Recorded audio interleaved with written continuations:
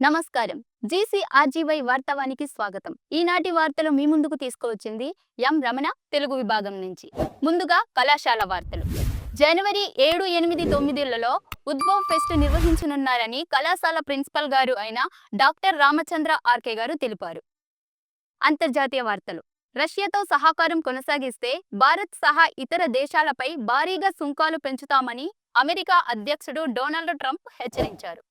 బంగ్లాదేశ్ మాజీ ప్రధానమంత్రి ఖాలిదా జియా కన్నుమూశారు. ఆమె మృతికి ప్రధాని మోదీ సంతాపం వ్యక్తం చేశారు. జాతీయ వార్తలు. సోమనాథ్ ఆలయ పునరుద్ధరణ ఉత్సవాల సందర్భంగా ప్రధాని మోడీ సోమనాథ్ ఆలయ పవిత్రతను కొనియాడుతూ ప్రత్యేక వ్యాసం రాశారు.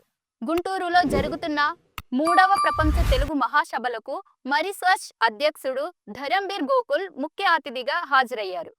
రాష్ట్రీయ వార్తలు. 2025-26 ఆర్థిక సంవత్సరంలో దేశంలోనే అత్యధిక పెట్టుబడులను ఆకర్షించిన రాష్ట్రంగా ఆంధ్రప్రదేశ్ నిలిచినట్లు బ్యాంక్ ఆఫ్ బరోడా నివేదికను వెల్లడించింది. సంక్రాంతి కానుకగా రైతులకు అన్నదాత సుఖీభవ పథకం నిధులను విడుదల చేసేందుకు ప్రభుత్వం ఏర్పాట్లు చేస్తుంది.